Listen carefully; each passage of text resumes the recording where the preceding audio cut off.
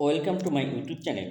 আজকে আমরা এই ভিডিওতে একটি গুরুত্বপূর্ণ প্রকল্প নিয়ে আলোচনা করব, যেটা তোমরা হেডলাইন দেখে বা টাইটেল দেখেই বুঝতে পারছো যে আজকে আমরা তরুণের স্বপ্ন প্রকল্প নিয়ে আমরা আলোচনা করব।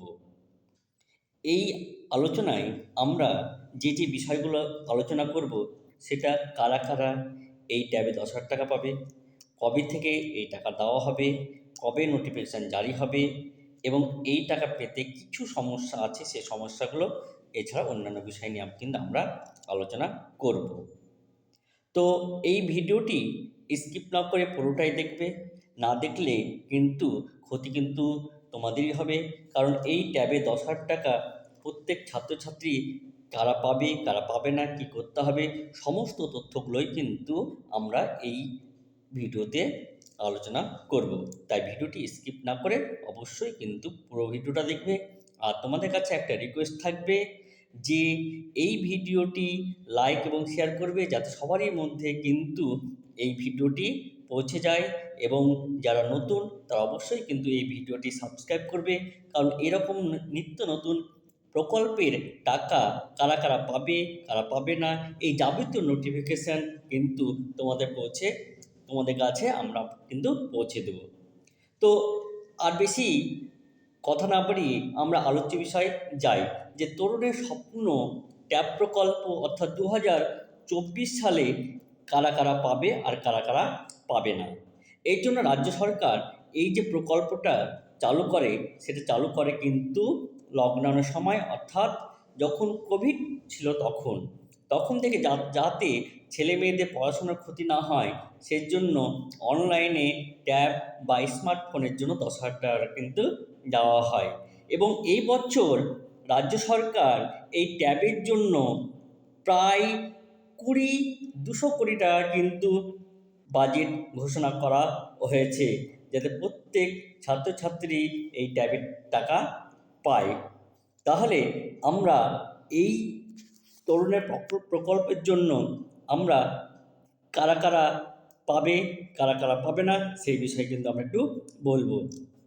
এই বছর যারা 12-এ পাস করছে এবং যারা সবে 11-এ উঠেছে, তারা কিন্তু প্রত্যেকেই কিন্তু এই ট্যাবের টাকাটা পাবে।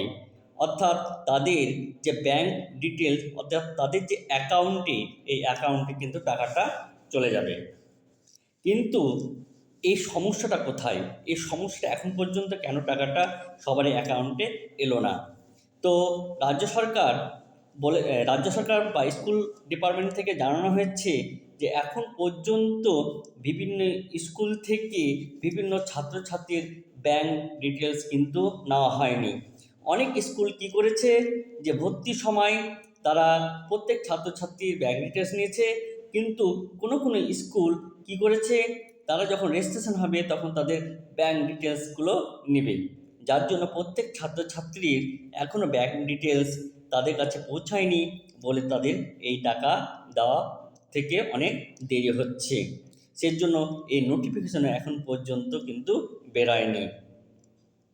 তাছাড়া এই টাকাটা আশা করা যাচ্ছে এই টাকাটা আর কিছুদিনের মধ্যেই কিন্তু ঢুকে যাবে, কারণ প্রত্যেক বছর আমরা দেখি, অর্থাৎ 2022-এ দেখেছিলাম, 2022-এ অর্থাৎ যখন 14ই নভেম্বর, সেই 14ই নভেম্বর শিশু দিবসে কিন্তু 2022 সালে কিন্তু এই টাকাটা কিন্তু সবার কাছে পৌঁছে গেছিল।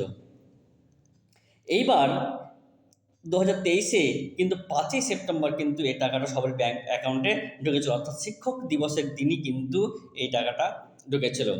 আর 2024 সালে আশা করা যাচ্ছে যে এই মাসেরই, অর্থাৎ সেপ্টেম্বর মাসের 5ই সেপ্টেম্বর বা ফার্স্ট উইকের মধ্যেই কিন্তু প্রত্যেক ছাত্রছাত্রী কিন্তু টাকা তাদের ব্যাংক অ্যাকাউন্টে ঢুকে যাবে।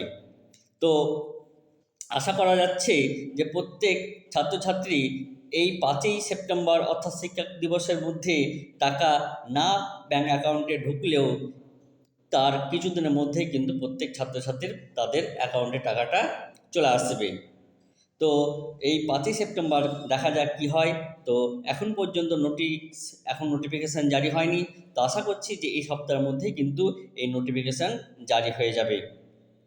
তো আমরা চাইব যাতে প্রত্যেক ছাত্রছাত্রী এই বিষয়ে তাদের স্কুল কর্তৃপক্ষে বা স্কুলে তাদের ব্যাঙ্ক অ্যাকাউন্ট ডিটেলস জমা দেওয়া আছে কিনা সেই বিষয়ে একবার কিন্তু খোঁজ নিয়ে নিতে। তাহলে আশা করি এই ভিডিওটি ভালো লেগেছে। যদি এই ভিডিওটি ভালো লাগে তাহলে অবশ্যই তোমরা তোমাদের মধ্যে শেয়ার করে দেবে এবং এই রকম প্রকল্প খবর পেতে এই ভিডিওটিকে অবশ্যই সাবস্ক্রাইব করবে, এই চ্যানেলটিকে সাবস্ক্রাইব করে রাখবে। ধন্যবাদ।